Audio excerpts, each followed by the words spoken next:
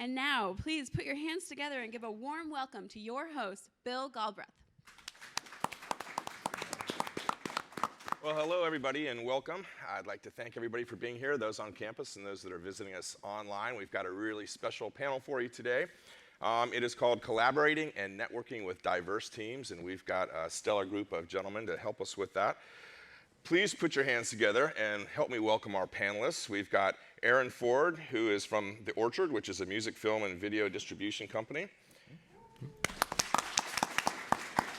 Next, we've got Tim Naylor, who is in our 6th Annual Hall of Fame inductee. He's the co-founder of Creature Art and Mechanics, and he's the Director of Creative Technology at Pulse Evolution. Troy DeVolld is in our 2nd class of the Hall of Fame inductees, and he is a producer, and he brings reality television to life, and I can't wait to hear some more about that.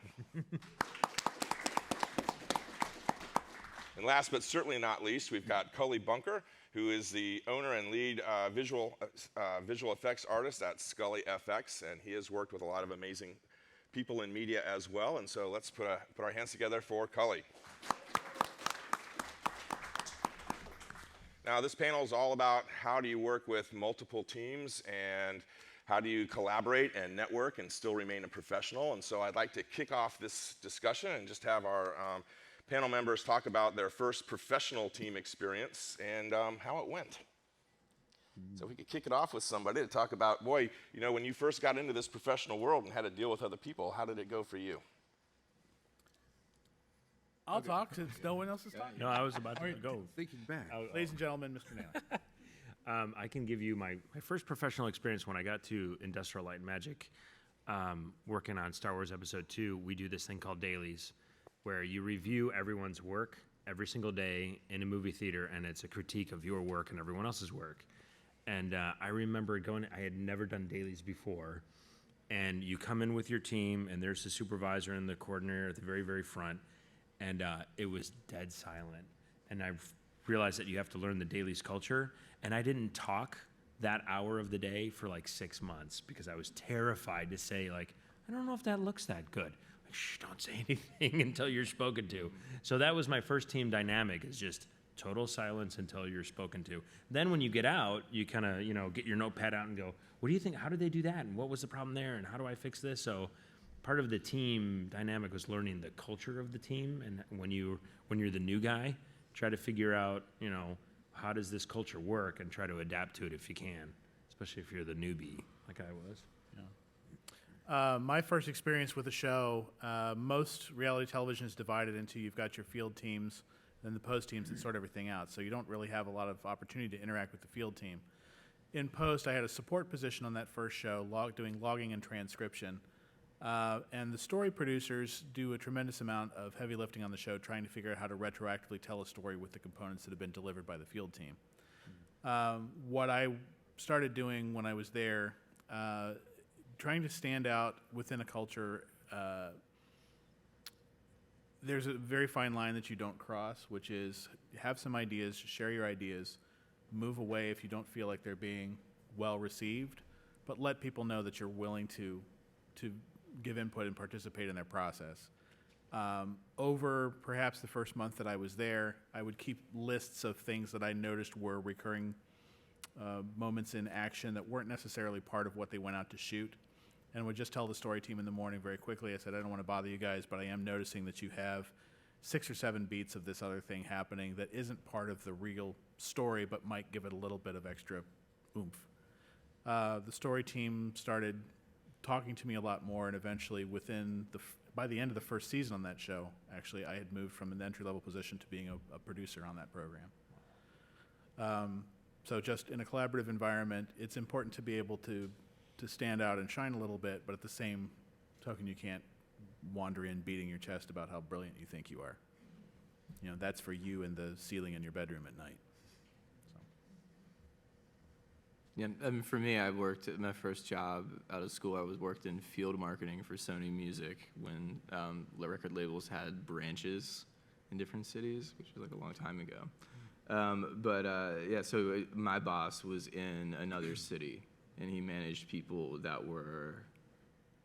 people that were in other cities across the East Coast.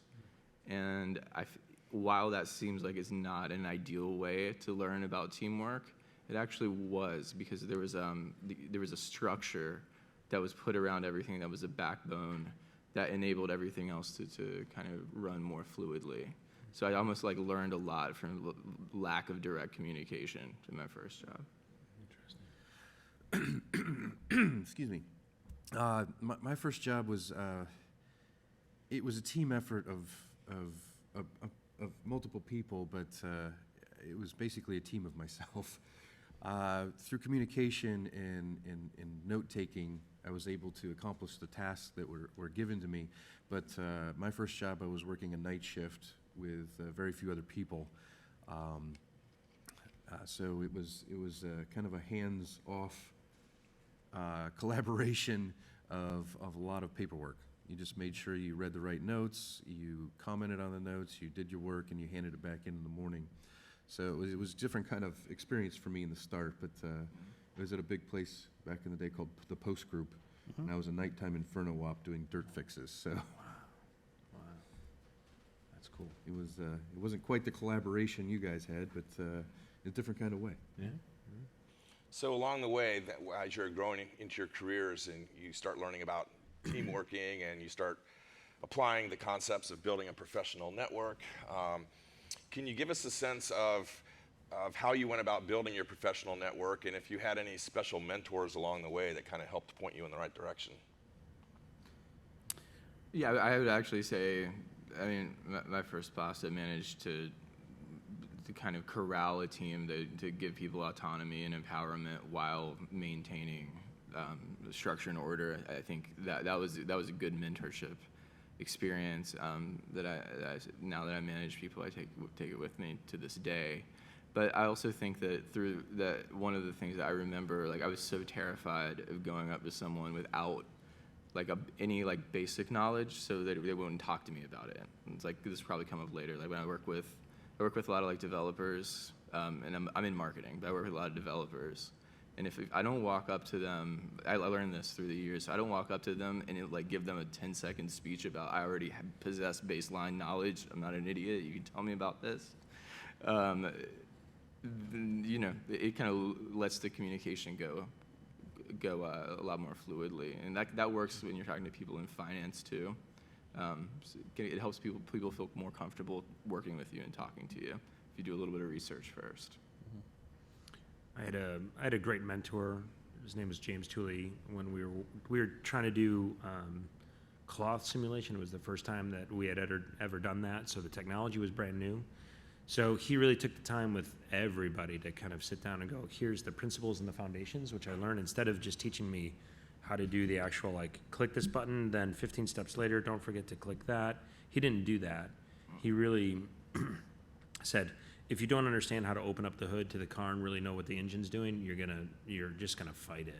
So he really took the time to kind of teach really, really foundational stuff, and then later on a different show, he had me do something that well, I thought was completely mundane, busy work, and I was so kind of angry, like, I can't believe I'm just doing this work, it's repetitive, but I didn't know it at the time that he was preparing me to understand the entire pipeline process.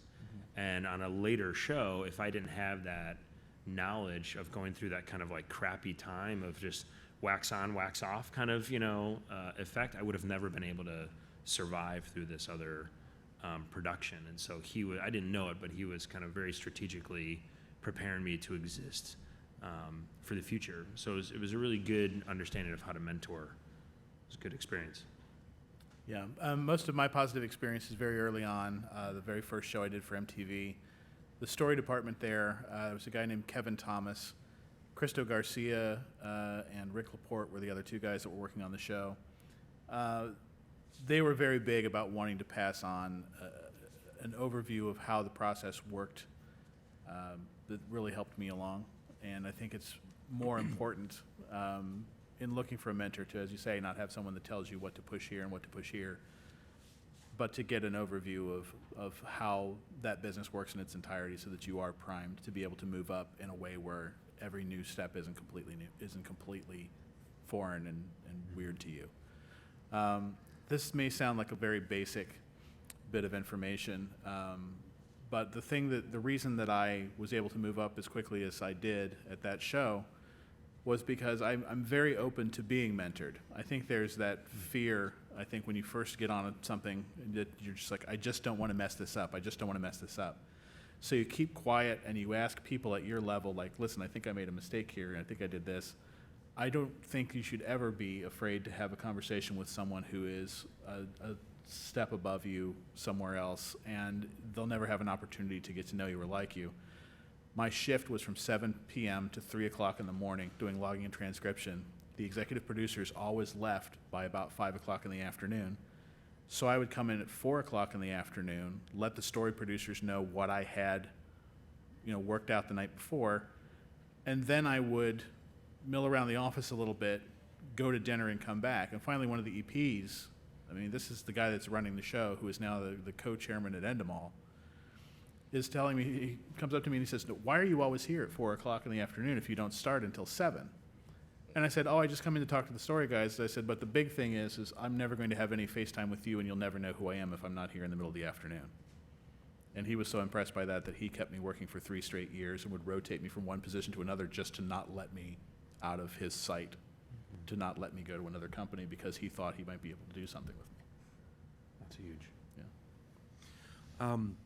My second job, I had a little more collaboration. It was a Nickelodeon show called 100 Deeds for Eddie McDowd. It was a talking dog show.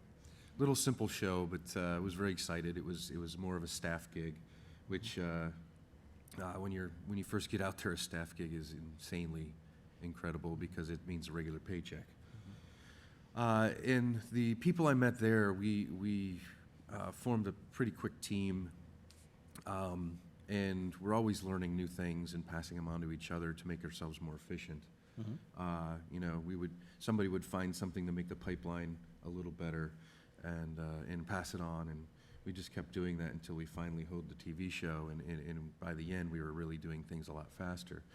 But I've also found that, in my first few jobs, the collaboration and the first time of doing that with these people really brought us closer together as friends.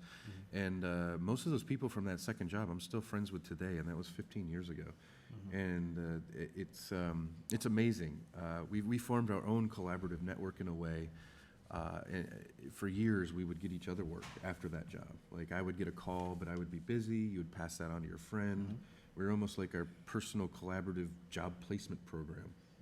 Yeah, So there's an different- energy, right? You different know when things- you feel it, yeah. Different things can come out of, a different kind of collaboration. And I still look to those guys. One's my best friend, so, you never know what these collaborations will bring. It can be just a work collaboration, but a friendship collaboration can come out of it. Don't you find that the tougher the production and requires harder the you get- stronger the collaboration, which means you see people later that you went through that really difficult show and you have the strongest bond because it was the most difficult? Well, It's you interesting. get more emotion that comes Yeah, out, the absolutely. more bonding probably happens. Yeah. I mean, for me, like, I manage 2 people that manage 3 people each, but 3 times a week we do an hour and a half where we all just sit in a room and do all our work together, like flat org structure. It's almost like an attempt to like spark that kind of environment, like without hierarchy or anything like that. And I think that it's just, there's no substitute for when that happens.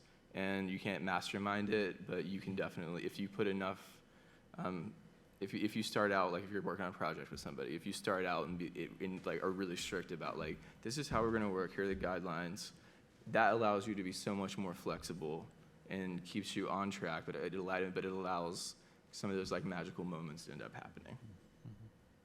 It was weird. We were almost all first-timers at that job. Yeah. Like, we had just moved to LA, almost all of us, some from Canada, some from just different parts of the world. And I look back, some of them became like lead animators at Rhythm, won awards for Life of Pi, and just, it's amazing where these people went. So we've been talking about your newbie experiences, and pretty soon our students will be in that same boat. And pretty soon, though, you move up the ladder a little bit, and you start becoming a supervisor. And then you get into the issue of internal teams versus external teams and all that dynamic. And I know, for example, Aaron's a manager of a couple folks who each manage a couple folks. You're a manager of managers. And I just kind of like some perspective on now that, not to where you are now, but maybe midway through your careers, when you start to get into that lead position role, how that changes your perspective and what you see in your now newbies and how you guide them up. I think you just have to be just like 100% committed to them and understand to see, just like make a huge effort to see things how they must see it. Because, I mean, if we're talking about people like 10 years younger than me, it's kind of like recession, post-recession. It's a very, very different experience growing up, and it'll continue to be that way, even quicker. Like when you end up managing people for the first time, they're going to be so different from you, even more so than people 10 years younger than me are from today, because of the acceleration of the way people communicate. You have to kind of be like, okay, so how do you do things anyway? Like, how do you communicate? Like, when I'm managing people and so when new comes on board, I'm like, okay, so how do you do what you do in your daily life? Like, what is that? Okay, so how can I introduce an element of that into our workflow so everything can be less frictionless?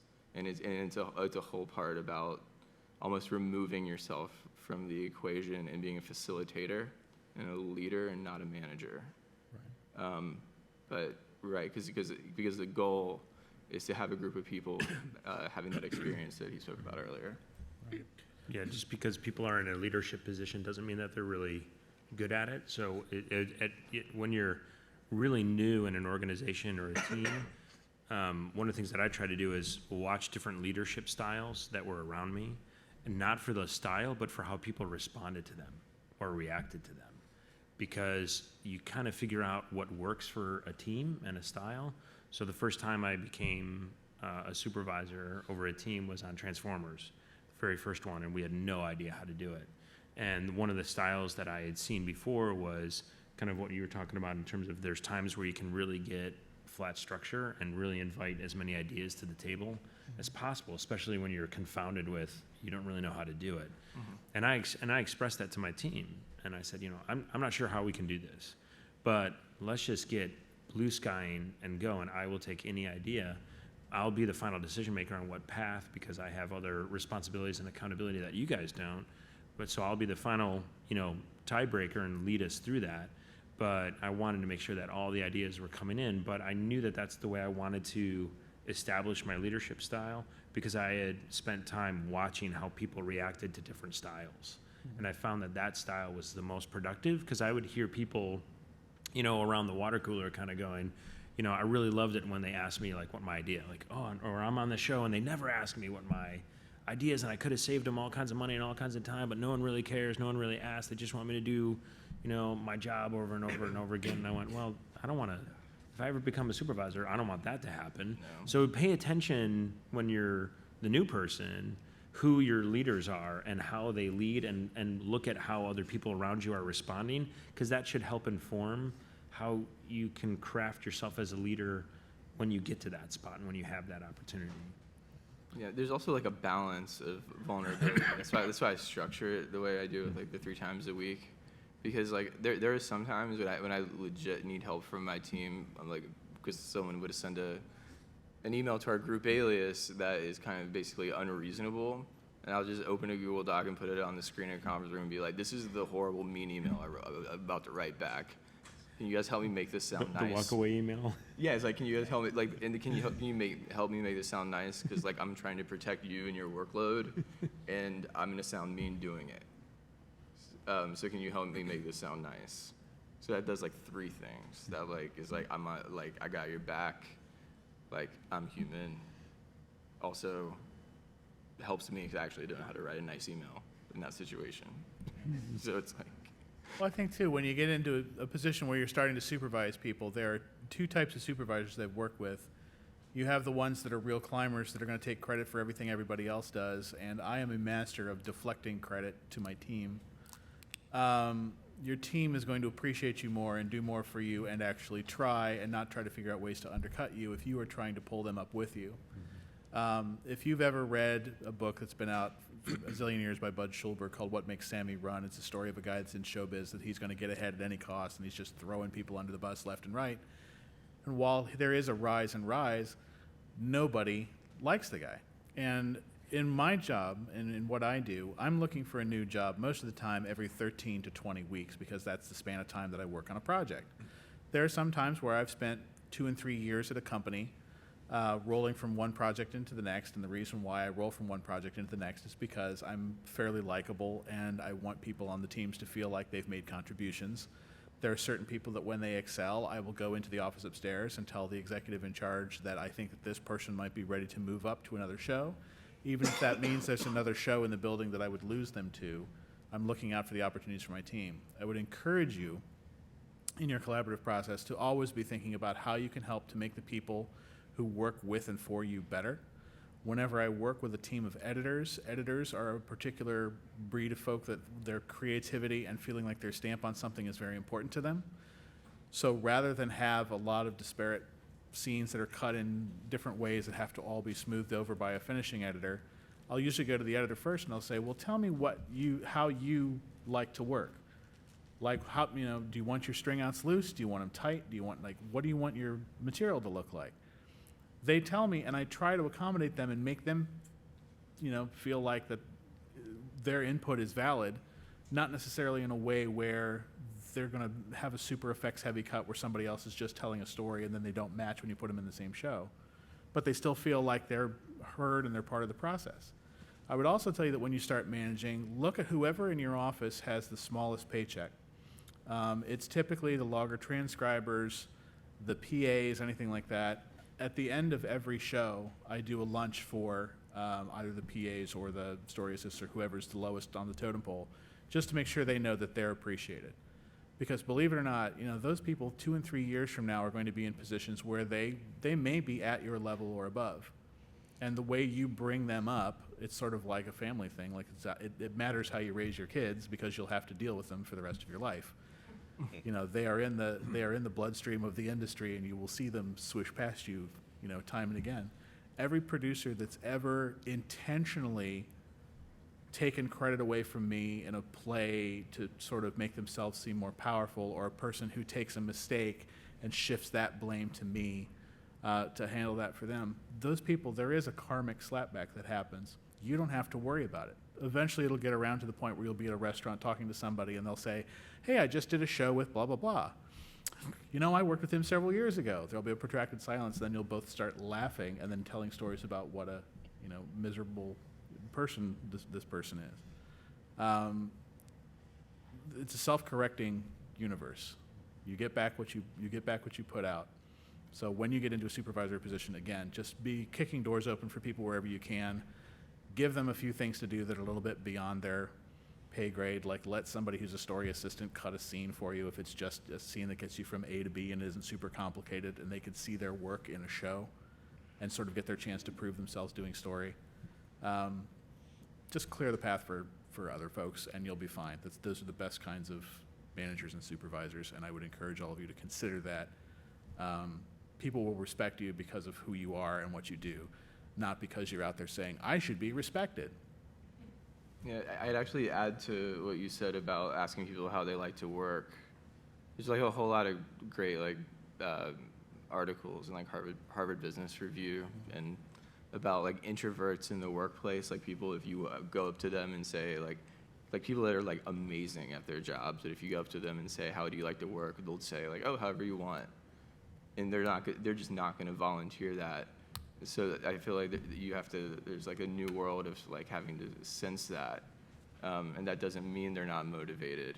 That means they're just not extroverted and or shy, and you need to get the best work out of them too. Mm-hmm. So so people that aren't gonna be super vocal about being entrepreneurial in the workforce, these are just kind of people that just go unnoticed, that have the ability to be the best people in the company, the people you've ever worked with, if you just kind of take a second and these are people that are like drained by like conversation and things like this. People don't like I feel energetic after conversations. People that are like drained by it, and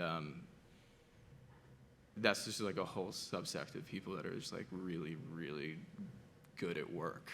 And I think kind of like the tradition of management and business over the last probably 50, 60 years has kind of marginalized all this amazing talent. And I think we're in a world where that kind of thing has to be paid attention to. One thing that you said that I really loved was, where credit lives when you're a supervisor, and also where the blame goes when you're a supervisor. And in the context of networking, when you're a supervisor, your team is your network. I think a lot of times we think of the network as the people out there doing cooler things, that I want to network with. But when you're a soup, your team is your network.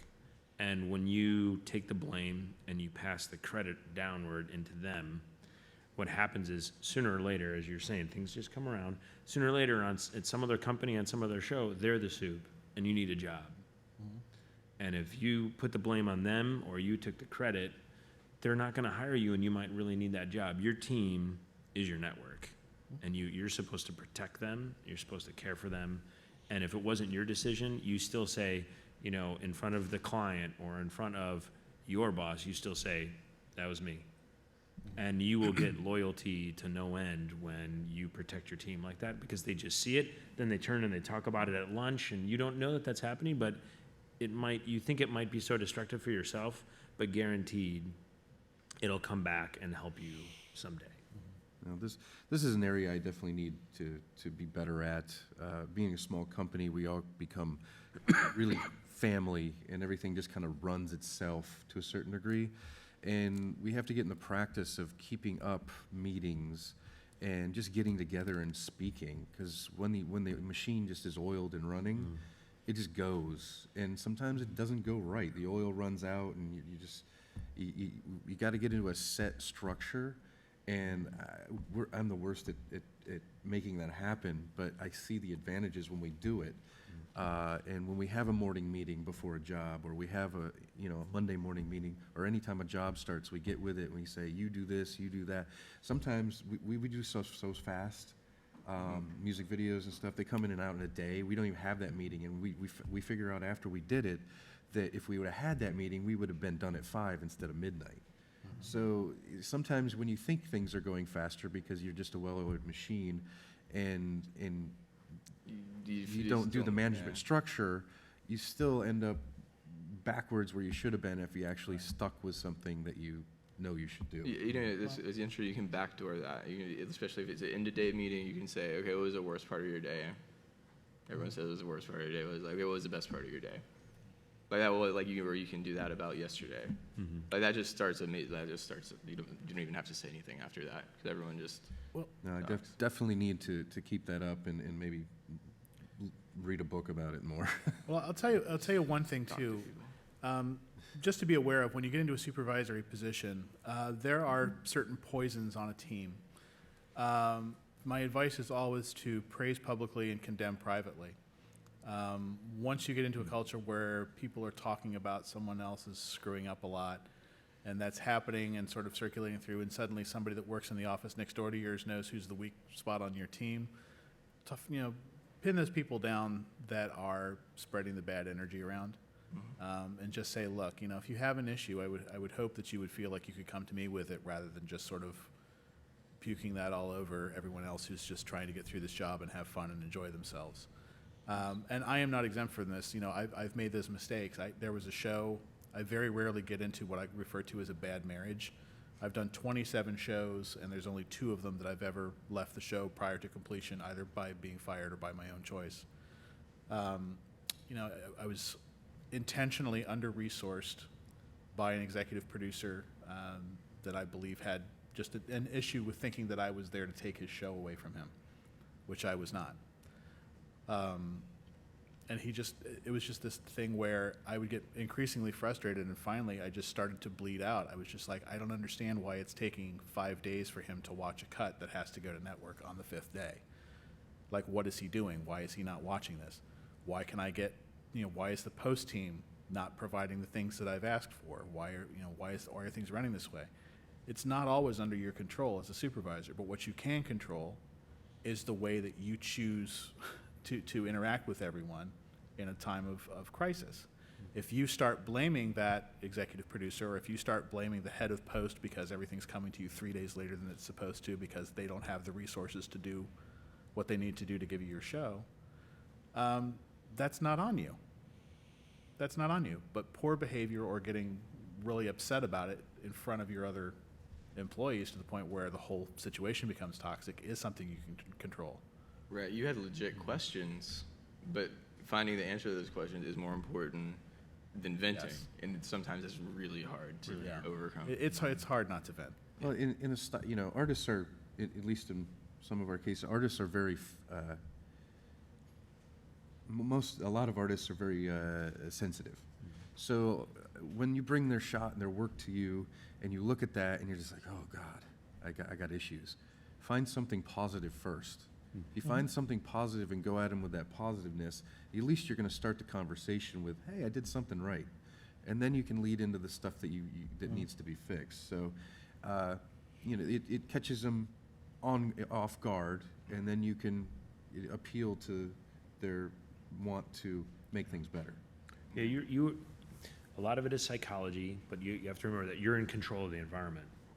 Really in control, and it's your responsibility to control the environment. So when I would run dailies, I remind everyone, the moment you cross the threshold into the dailies environment, there's no ego. It's gone. Whatever you thought you brought into this about how awesome you think your shot was, or you're the best at this, I don't care. Where you cross that threshold and we're just talking about the imagery. And you start with something positive, and then you work through the things that are wrong. And I always like to invite comments and thoughts from the person too. So especially if there's a problem, you go, okay, so what do you think? And sometimes you need to know the boundary of when you're not supposed to ask that because they're looking to you to just give them the exact direction. And there's other times where you ask that to kind of pull them into the process. And so a lot of it is about understanding the psychology and know the people.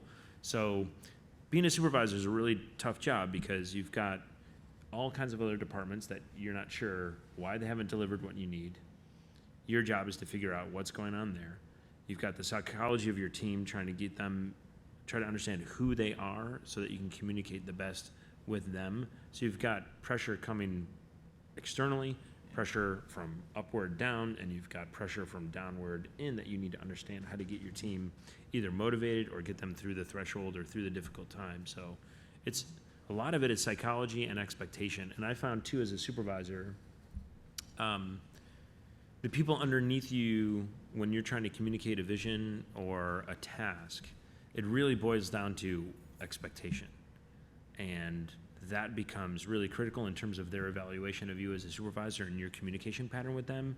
So I always try to kind of, whenever I walk away from either dailies or a conversation with an artist, I kind of go, do we understand that? Are we clear with the expectations that I have? Because if I'm confident that they understand that, then it's going to be easier to be able to bring them alongside. Like, know when do I need to pair up with them or when I need to pull them through the process. Right, and that goes back to like anxiety that people get. Like I ran into situations where people were like, "Oh my God, this campaign has to start tomorrow, but we don't have assets. What are we going to do?" I was like, "We're not going to run the campaign because they know the assets are due, so they're not going to do it. So you should be celebrating you don't have any work to do." Because and they're like, "Oh." Yeah, that's just not going to happen because that's the rule, and if we don't enforce it, that it will no longer be a rule. And neutralizing anxiety like that, I think, it kind of like goes back to like identifying certain kind of traits in different people, and figuring out like everyone has a kind of toxic side to them that brings out not the best part of them, and figuring out what that is, and figuring out what the best part is, and trying to move that into like shift that, especially in moments like high pressure moments of like in deadline situations, like neutralizing those things on the fly is important. It's not even as a manager, especially as even more importantly as a teammate. If you're working next to someone that you depend on, you learn that about that person, and hopefully they'll learn that about you, and that moves everything forward. So those are some really great tips, and we've covered your entry into your industries and growing into supervisory roles. I've got to say that each and every one of you is involved in some really big-time media production, and that involves working with a lot of different teams besides your own internal teams, and this can be financial, and it can be creative, and distribution, and all that. And I'd like to hear how your experience has been working with these different groups of people and how you can still get your vision forward, and any tips along the way that you might have in working with folks that you really have no control over. Everyone thinks their own department and universe is the only universe that exists. And as much as you'd like for them to not think that, they think that. So it really benefits you to kind of like, to definitely play into that. Like when I work with, like I was saying earlier, like if I'm working with finance on something, like, okay, so how are we going to build this? Do we recoup it or do we invoice it? Something like that. I'm like, I'm just like, well, what's the easiest for you? They're like, this way. I'm like, great, I'll do it that way. So if you do that enough times, the few times you actually request something, like you're way more likely to get it if you're flexible, especially if it's something that you don't know a ton about. They know you don't know a lot about it, even if you do know some about it. If you're not in that department, according to them, you probably know zero about it. And even if you do know it, you have to realize you are considered to know nothing about it, and just like kind of like a acceptance of that reality, and also the acceptance that you probably do it too to other people. We so I think that the principle I want to talk about exists whether you're operating out of an individual within a team, whether you're the supervisor of the team, whether you're running the company or interfacing with a client, and that's bringing out what you think your world consists of and finding the boundaries of that and kind of living on the boundary edge of what the other people are thinking. So everyone has a risk and everyone has a liability in every project. It's a really nice way of saying what I just said. I don't mean that, but putting yourself in the context of like your supervisor, what are they worried about? Wow, they're getting pressure from the client. Oh my gosh, this deadline didn't hit for them, and they're not. Okay, so I'm going to structure my time and my way of thinking and my contribution to the team to try to figure out how to mitigate that risk or how to alleviate that liability. So as from the way we work at our company, we kind of I have to interface with sometimes either investor relations or clients and kind of go, okay, so now the risk is the same. The psychology of the risk is the same. The psychology of the liability is the same. It might be more money and more pressure, but the principle is still the same. I have to figure out a way to live on the boundary edge of what I know and what I can do to try to figure out how to be offering the solution and trying to get your team empowered to help deliver and understand the solution. So as students, I think I did something really, like when I started ILM, I didn't understand that at all. And I did damage to myself and to teams, and I had to really figure out a way to recover. And one of the things that I'm constantly still learning is, how do I talk to that individual to figure out, like, instead of just being like, so what are you most worried about? And sometimes that might be the most direct thing. Yeah.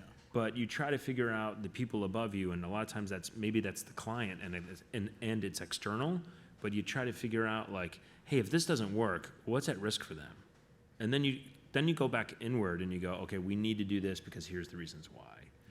Yeah, I mean, really good artists care about doing good work just as much as, or care about making sure they do good work just as much as really good investors care about making sure they make the right investments. And because like we're basically like all the same, so we basically have like the same range of emotion, so that would make sense. Well, there's also a thing. I wrote a book last year with some great people called And Another Thing. It's called A Beginner's Guide to the TV Notes Process. And a lot of what we're talking about is, you know, it's funny to talk about like, oh, we got this bad note, or we got this, or what on earth would motivate them to ask us this. There are things, when I'm interacting with the network who's above me and they're giving me notes, where I get something and I'm like, why are they doing this? Because it's, you know, the story won't function as well as that if I do this, and you can't really have regular conversations with the network about things because they're busy. They have an entire schedule to take care of. And it's just sort of like, do the note when you can do the note. If you can't do the note, we do what we call pushing back, where we say, I don't think that this is possible. If you don't know what the motivation is for that note, they may have just come from a staff meeting where somebody says, we need to really figure out how to minimize loud verbal confrontation because our network is being perceived as trashy. So the new mandate is no bleeping. We're just going to drop the audio here. You have to minimize. If an argument starts and has a lot of swearing in it, you've got to take it out. And it's not that the network is just trying to figure out ways to make your life difficult. They're trying to satisfy the demands of their advertisers. It sounds strange, but things get boycotted all the time. If you watch Comedians in Cars Getting Coffee, Steve Harvey talks about how he made a joke that somebody didn't like, and he was forced to apologize for it.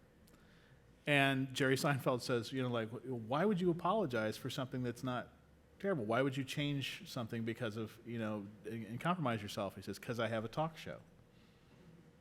And it's that thing where you never know what the other factor is or the reason why somebody agrees to something or decides to push you too far in a direction that you don't like. And try to remember at the end of the day that as much as we would love to believe that we are all artists and making art, we are executing on some level a widget that somebody else needs that's part of a very large business picture. Yeah, that's a really, really good point. Because sometimes when you're asked a question or you're delivered a note on something and it doesn't make sense to you, it's probably because they're actually asking a different question, or it's about something completely different that you haven't thought of, and it's just they used those words for it because that was the context at the time.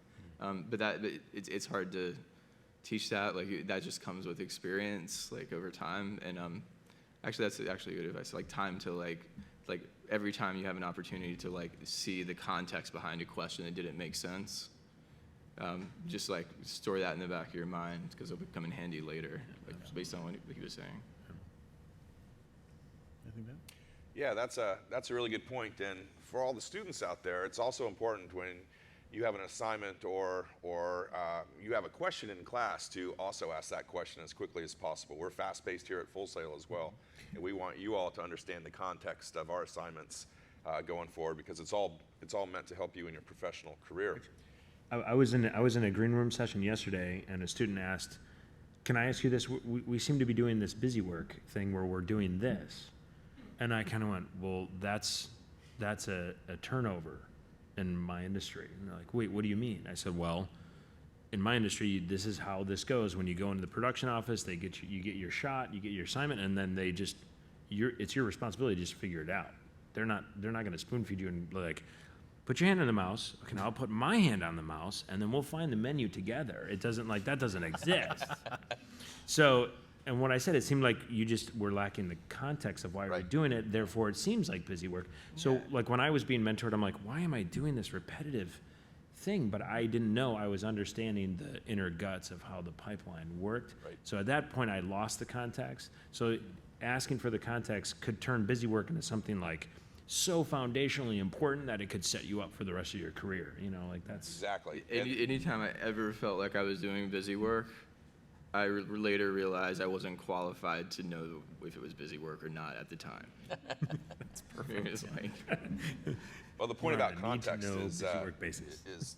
the most important thing, I think, because as we grow and go from students to professionals, we gain in that context, and we really don't know the world until we have that context. So, along those notes, we're going to ask for some questions, both from our audience here, and also we have the opportunity for our online audience. We've got a mic over there, so anybody that wants to in the classroom raise their hand.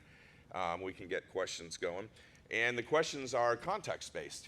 How do I interpret and understand these things so that you guys can quickly reach the position that these past graduates have all reached? I have a question for the panel. How do you know when it's time to let a client go? Oh my gosh. We've almost been Oh my physically gosh. abused. You mean end your end your collaboration? That's what Do you guys have like another hour? Because we're gonna cry. Yeah. Well, because you have one thing that you have. Okay, so then you have. I have been in situations where I'm in a closed room and we're reviewing the contract, going, okay, can we? Yeah, like flipping it over. Yeah. With our lawyer on the phone, going, all right, what can we do? How do we do Sometimes this? they're breaking Sometimes you your can't. collaboration at work from their, Yeah. Oh, they're yeah. breaking you down Yeah. and making you. Yeah, they're stealing from you. Like Basically, it's I've had artists where like, where were you? Like I can't get my shot reviewed because, and I tell this because I like to be transparent and let them know the context, because I was on the phone with our lawyer trying to figure out if we should continue to do this or not because of these different things. I know you're worried about your shot. Hold on a second. I got to go back in the room.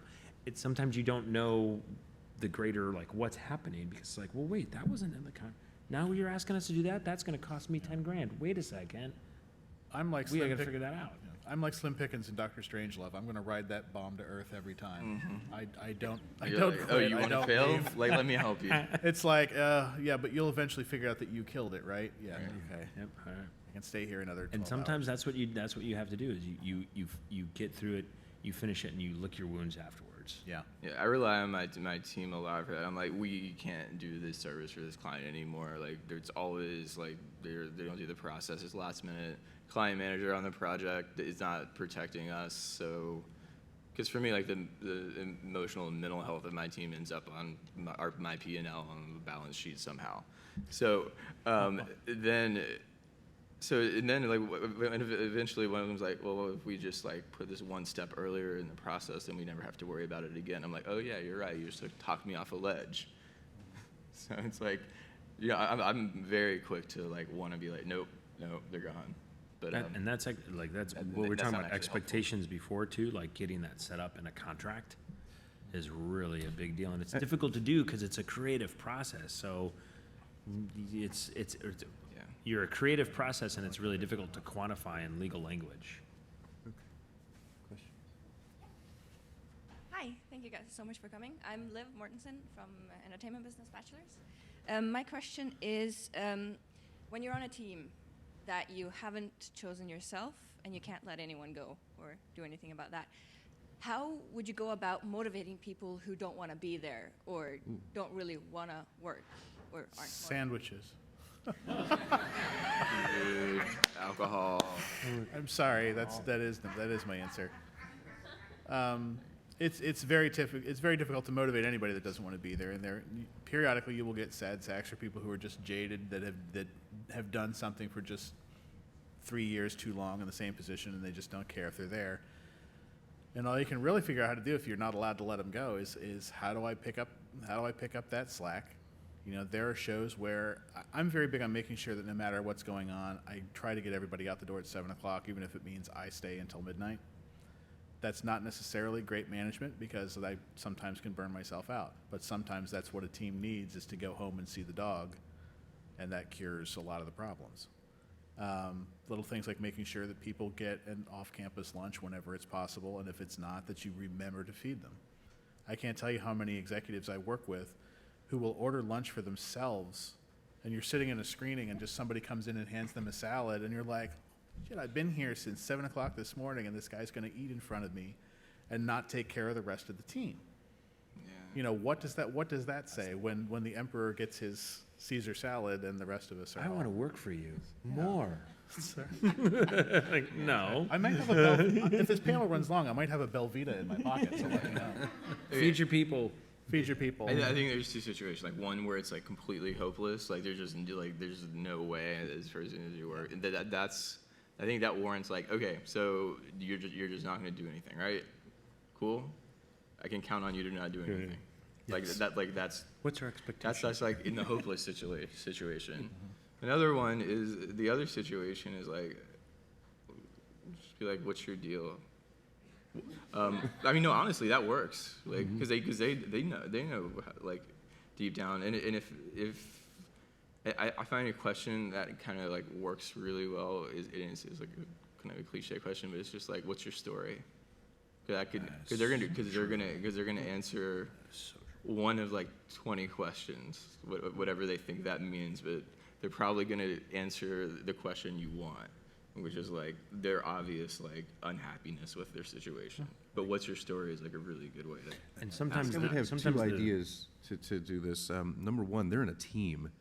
I hate to say it, but if you put them in a position where they know they're going to let down this team, I don't know how to go about it, hopefully not in a totally cruel way, but they may rise to the occasion because human nature, you know, you want to help your team out.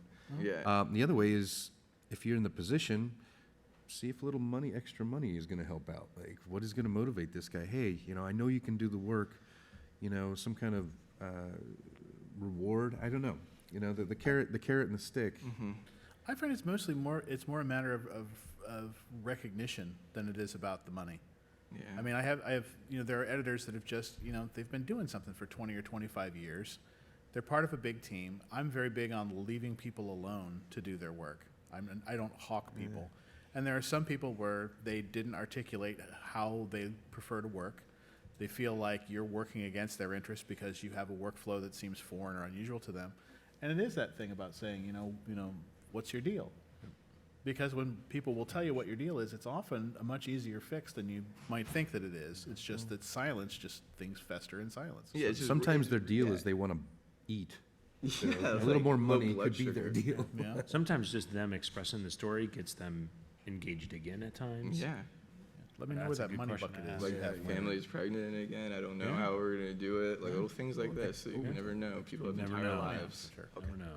I just don't have that in my budgets. I got another question over here. Hi, I'm Edgar, and I had actually, I guess, a two-part question. You brought up leadership style before. Do you find yourself constantly having to change your leadership style? And when changing your leadership style, is it hard to not micromanage? Is it hard to not Micromanage the people underneath you? micromanaging the creative process is the death knell of the creative process. It'll kill it real quick. Enabling people by encouraging them and bringing out what they're really good at and giving them maybe extended boundaries really helps. I've had to change leadership style because I used to be part of a really huge infrastructure, you know, in a large visual effects firm. And then we went to our own tiny little company, and then we realized that we really wanted to keep people employed.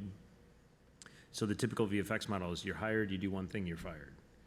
And we wanted to keep people on longer. So the only way to do that, though, is to have them exist in the pipeline in multiple places, so they had to learn new skill sets. Well, getting an artist that could be considered institutionalized by 20 years of doing the same, like the editors, you know, where this is just what I do, getting them to kind of spread their wings. Some people, it was a real difficult process. Other people really took to it. But I had to figure out with them, because you do it together, with them, how to figure out a way that we could all exist across the entire production timeline more. And that's something that you kind of like, okay, I'm going to change leadership style. We have to figure out how to do this.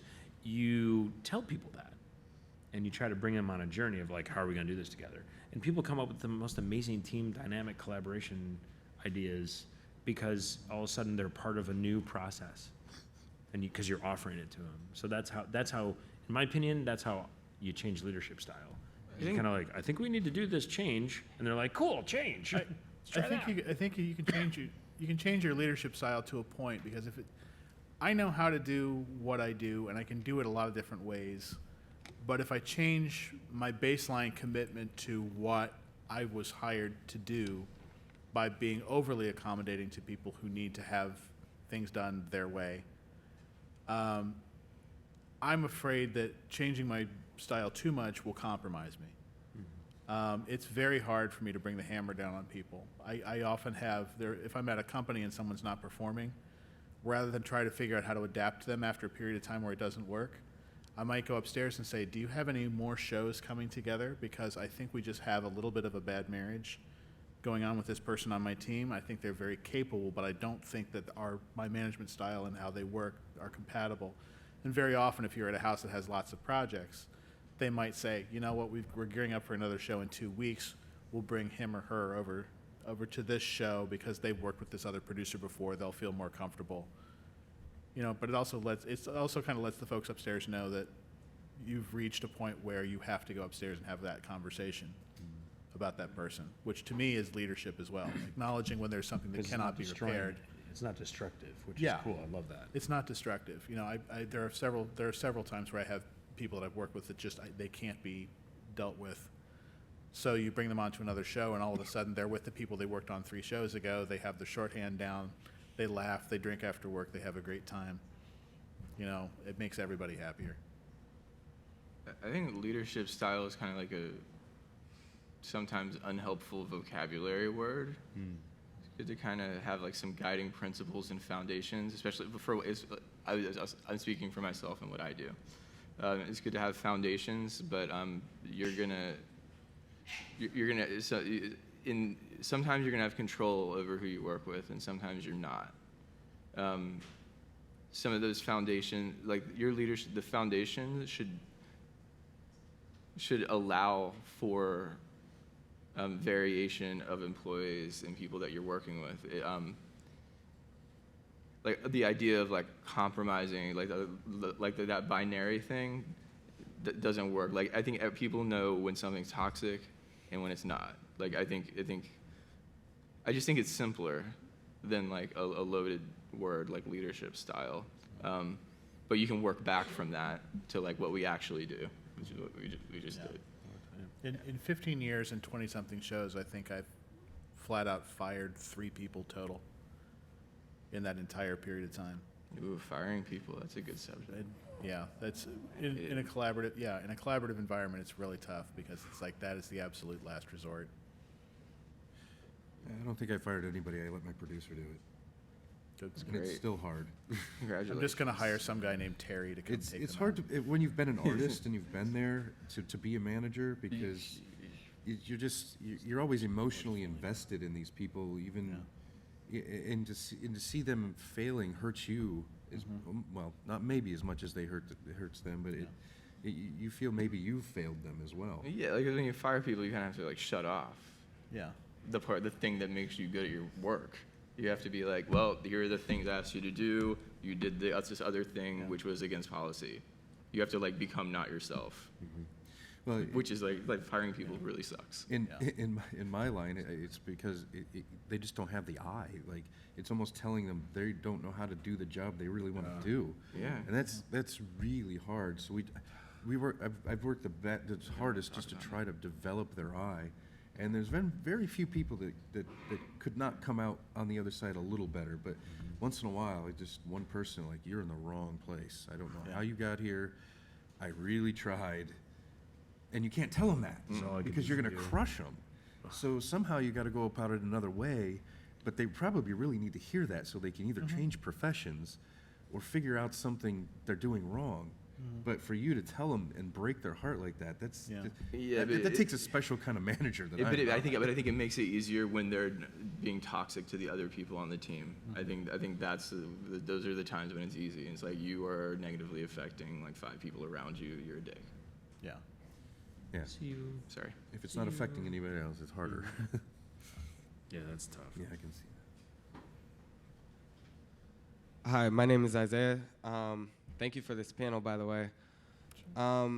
Like, we all want to move up, like, in the corporate world or, you know, generally when we get jobs.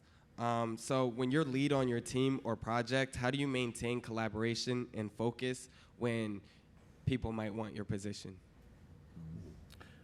I came from a corporate environment before I got into entertainment, that I was the assistant to the president of the magazine division at Time Warner, that I was just basically an executive assistant, and that was my job.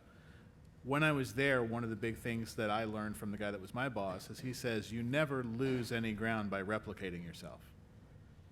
You know, this whole thing about I'm going to create my own competition if I teach this person how to do all the things that I do, I don't believe that at all. I believe what's happening is you're bringing someone else up who may incidentally become competition to you later, but most of the time that person remembers you, and again, you're just building a group of people that have respect for you because you had enough respect for them to help them advance in their career and in their knowledge base. Most people are super appreciative of that. There are certain things that I do that I care so little about how anybody else ever finds out what I do that I wrote a book on how to do exactly what I do. If you want to be me, you buy a book. It tells you exactly how I approach the story process, how other people approach the story process. I don't care who knows what I know. It's not going to put me out of work. You know, I'm going to be good at what I do, and if another person is good at what they do, then great, some other show gets somebody that's good at what they do. I can't sweat someone else's success. And what people will remember are people who are impediments to their success. Correct. Who would not let them know how a certain process does, as if there's some sort of secret sauce that we lock up in the back every night so that nobody can figure out how to do what we do so that we can stay in control. That makes them angrier at you and makes them really want to figure out how to take you down. Yeah, just forget all about that. Like, don't worry about it. The pool is big enough for everybody. There's a leadership dynamic that is hardly spoken of, but it does exist, and that's your job as a leader is to replace yourself. That is it. That's your job. Your job is to become replaceable. I have a question. Do you feel like someone's? Yeah. Do you feel like have you felt like people are like trying to steal your ideas? No, in general, the experiences I faced, being in like a recording studio, like a producer would have the toughest job when the engineers were trying to be the producer on a project. But like in a similar situation, when you said like you had a problem when your overhead, you know, gave you a tough time because, you know, he thought you were trying to take his job when that wasn't the case. You know, you just wanted to do your job. Like, how do you manage? I would say that other people's personal mental issues are not my problem. Yeah, that's right. And even if I was there to take his job, tough toenails, you have to do what you have to do. I have to do what I have to do. But I'm still going to be respectful. I'm not sitting here on this panel telling you what this man or woman's name is because I don't want to damage their career or how they're perceived. You know? It's really annoying and frustrating. The best thing you could do is just ignore it. Yeah. And in your case, when you mentioned, you know, the engineers are trying to be the producer, and some people, their job is to make sure that the division of labor is clear and that the boundaries exist within that. And the collaboration thread can still exist, but if engineers are trying to be producers and producers are trying to be engineers, I mean, we've all seen where producers give creative comments outside, you know, like over the person who's supposed to be giving the creative input, and you watch that boundary shift and move, and typically when that happens, it's more destructive than empowering to the entire team. And the drama around it is almost most of the time more destructive than the actual problem. And I think in a work environment that happens a lot. Yeah. Well, too, in creative industries, you're always going to have to deal with ego. So whenever I'm disagreeing with someone who is my superior, I'm always going to do what they ask me to do. But I might say, would this solve the problem? Or like, what do you think about doing this? I'm asking them for their approval. I'm not telling them we can't do it like that, we have to do it like this. I'm phrasing it and giving them the opportunity to be the hero in that situation by saying, you know what, that is a good idea. Or saying, no, we can't do that because it's going to cost us an extra $12,000, in which case I've said it, I put it out there, he said, no, it's done. I'm not doing anything. If someone thinks that you're trying to take their job, just like compliment them constantly. Oh, yeah. Lift them up. That's not even Then you will, meant to be a so just joke. be like, that's. Ask them about like stuff they worked on 10 neutralizes years it. ago. Yeah. They love to know that you're a historian of their work. Yeah. It's a good question. It's a good question. Hello, my name is Frank Work Monroe, and my question was, I see y'all talking about the business aspect of everything. How do y'all handle the personal when it comes involved in the business of the network? Like, is it easy for you to cut off the personal side of everything and just handle the business side? Oh, man. So, you know, there's the business is personal. You know, it's not personal, it's just business, that kind of thing. Yes, sir. In the decisions that we've had to make running the business, everything's personal. Business is personal. Don't take it personally. It's just business. I'm sorry, but I can't subscribe to that ethos. I subscribe to your business decisions impact people. Yeah. Therefore, it's personal. And if you might still have to make the decision, right? So it's not that you have to operate your business under the always worried about how people are going to perceive and take the personal. It's that you might still have to make the decision that affects things negatively to individuals. But what we try to do is we try to sit people down. And instead of just being like, decree from above, it's business. You're out. We've wiped out half your department. Toodles. We don't.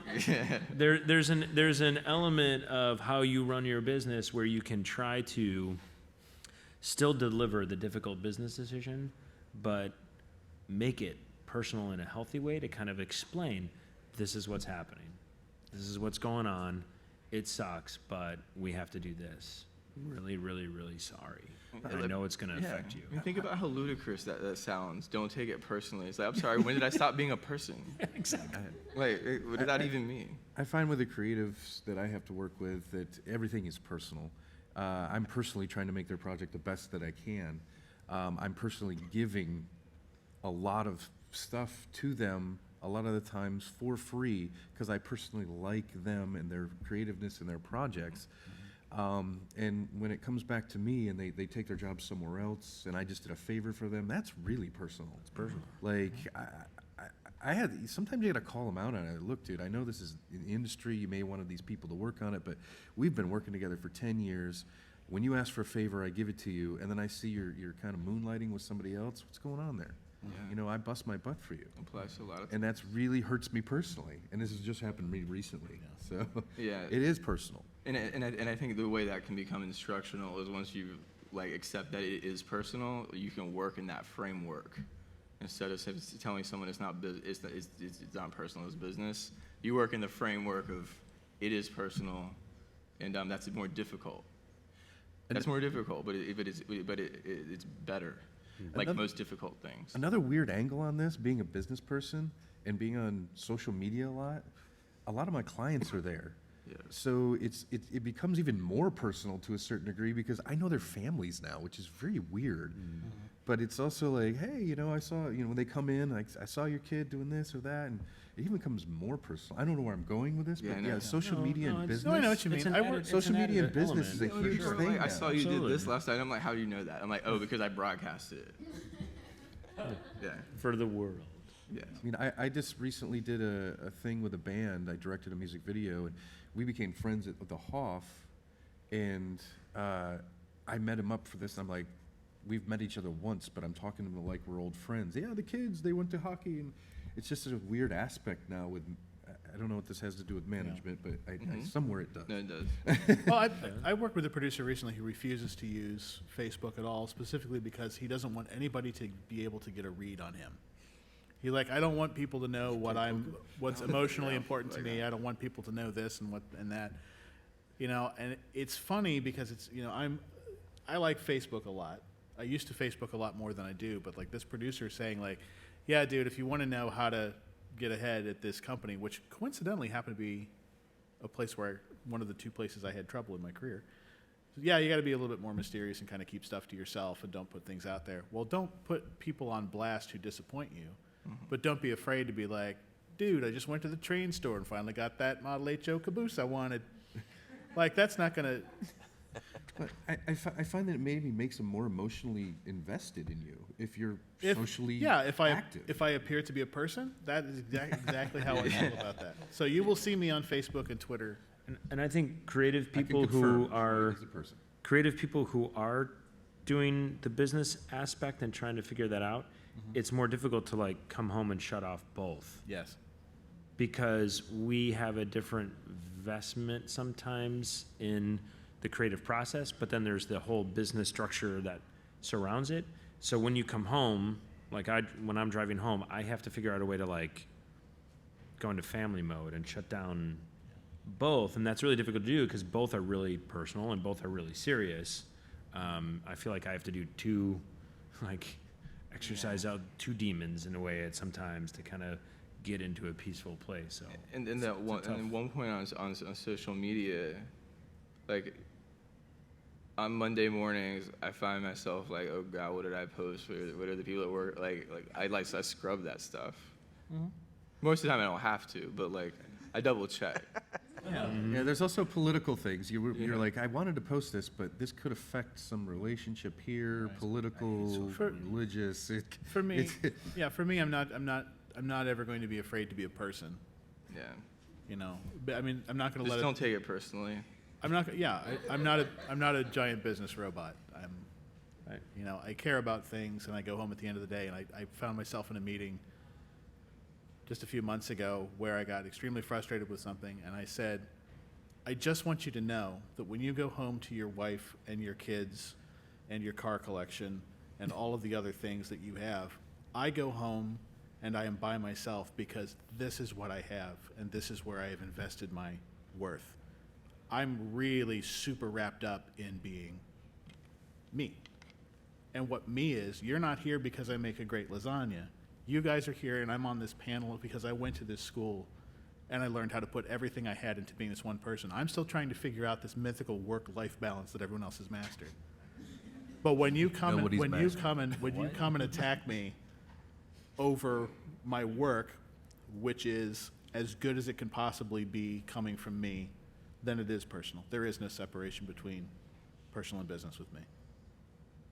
And that's not just for creatives. I mean, I've met very analytical, like, finance people who have the same passion about what they produce in their work, and when it gets shut down or whatever, they have the same, like, my worth, my validation, my identity, where is it coming from, and the challenges. It's the work-life balance is this kind of this misnomer at a time, because whether you're purely analytical, purely creative, there's always something about what we produce that has an identity attached to it. Even if it's an Excel sheet, you know, it's you know, the coolest piece of art, you know, ever. There's always a part. We always release a part of our identity into whatever we're producing. So that's why there's a thread to that. That's why it is personal all the time. Yeah, and I'm so hypocritical about it. I'm like, guys, don't be sending emails after 7. We really need to shut off. I'm like, I'm just like the opposite of that. But I think that's what I'm supposed to do. So, yeah, because you have to build you have to build some kind of like, like, okay, boundary. I have to like, and that's tough to find at times. It's just really tough. Well, it changes at different stages of your career. Like when I first got out, when I first started ILM, I almost lost my job in the first 3 weeks because I was like, oh my gosh, I'm in California. Everything's different. Everything's new. Blah, blah, blah. This is so, and I went, okay, I'm a professional. I have to go back to school. I didn't think about, you know, dating. I didn't think about social media. I didn't think about anything. I went to the training department and I went, where is the training material on this skill set? Because I don't understand it. Boom, huge book. I took that thing home and I went like back to college. I was highlighting and memorizing and I dove in, and there's a time and a season for that too. And then there's a time and a season to like be driving home from work and be like, I gotta shut that off.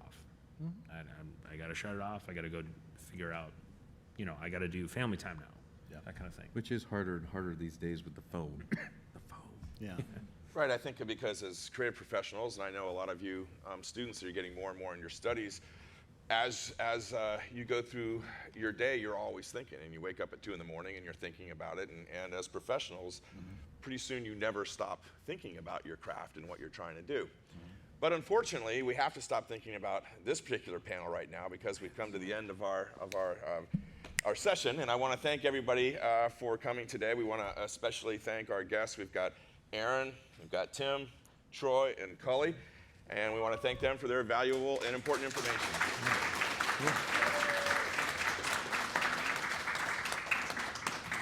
And thank you guys.